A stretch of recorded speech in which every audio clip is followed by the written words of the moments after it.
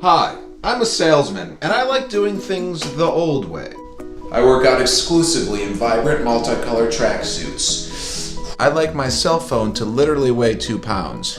I'm not losing this bad boy. Sorry, Internet, but I get all my news from good old-fashioned newspapers.